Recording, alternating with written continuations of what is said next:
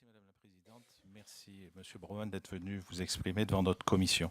Trois choses. Concernant d'abord l'action humanitaire, le 26 avril dernier, l'Observatoire des inégalités a fait référence à un rapport de l'ONU de février 2017 qui alertait sur les risques de famine dans 4 pays.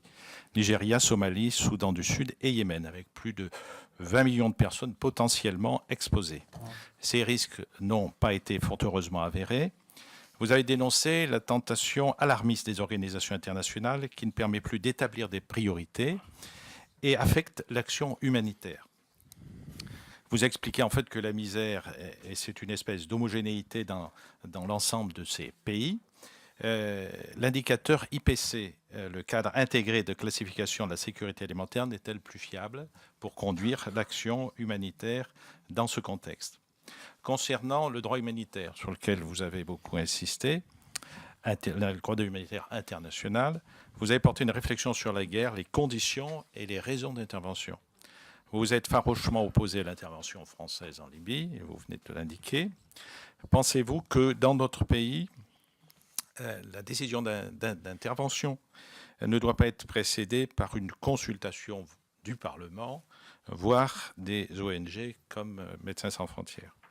Enfin, je terminerai simplement par quelque chose qui a été révélé récemment par le journal Libération lundi dernier concernant le scandale Oxfam. Je ne reviendrai pas sur bien sûr le détail de cette affaire, mais j'observe que le directeur général de MSS France dit qu'on est largement en dessous des radars pour le nombre de cas rapportés. Quel est votre regard sur cette affaire? On a parlé de famine dans 4 pays. Le Nigeria, le Sud-Soudan, la Somalie et le Yémen. D'ailleurs, j'en profite pour regrouper avec la question sur cette crise humanitaire. Je mets ça entre guillemets, personnellement c'est un terme que j'évite d'employer, mais enfin disons la crise humaine, politique très grave que l'on constate au Yémen, tout ça se ramène.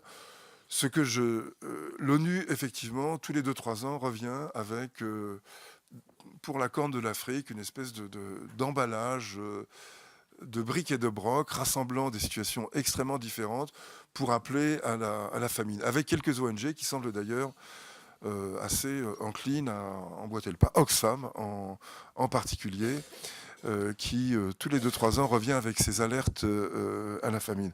Moi, je ne sais pas très bien, parce que je ne me suis pas intéressé de très près à la question, je ne sais pas très bien à quoi répondent ces appels, enfin à quelles attentes répondent ces appels. Mais je suis convaincu, j'étais encore dans cette région tout l'été dernier, en particulier au sud du Soudan, et puis enfin ce sont des pays dans lesquels travaillent de très nombreuses équipes de Médecins sans frontières, en rapport avec la guerre, et ces rumeurs de famine ne signifient absolument rien. Et l'indice IPC dont vous avez parlé, il n'est pas à jeter à la poubelle, au contraire, je trouve que c'est un excellent indice.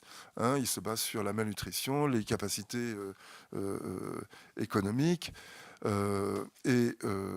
simplement, il faut l'utiliser avec sérieux. C'est un indicateur compliqué à mettre en œuvre, et les informations que l'on recueille peuvent se prêter à des interprétations très exagérées, très alarmistes, inutilement catastrophistes.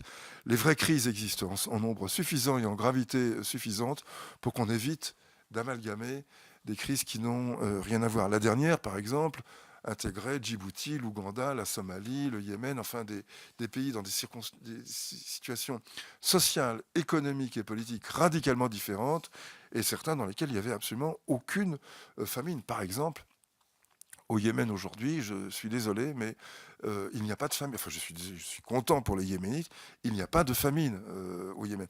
Il y a une situation dramatique de guerre, ça ne fait absolument aucun doute. Il y a des bombardements, il y a donc des dégâts civils. On parle de 10 000 à 13 000 morts depuis 2015. C'est donc que c'est extrêmement important. Enfin, je rappelle que c'est beaucoup moins important que la mortalité qu'on constate au Honduras ou au Mexique, dont on ne parle jamais, par exemple, ou dont on parle très peu. Donc il s'agit d'une guerre. Et il n'y a pas de bonne guerre. Il y a toujours, les guerres sont toujours marquées par des atrocités, des cruautés. C'est pas moi qui dirais le contraire. Mais là encore, je ne m'explique pas la raison pour laquelle, de façon récurrente, on parle du Yémen comme de la crise la plus grave qui soit actuellement en cours dans le monde. La crise la plus grave qui soit actuellement dans le cours est absolument et incontestablement la guerre en Syrie, et de très très loin. Et elle n'est pas du tout un modèle généralisable, elle est au contraire un modèle très singulier dans lequel les attaques d'hôpitaux, l'utilisation d'armes de destruction massive, les attaques contre les civils sont monnaie courante, beaucoup plus qu'au Yémen, au Soudan du Sud, ou voire même au Nigeria.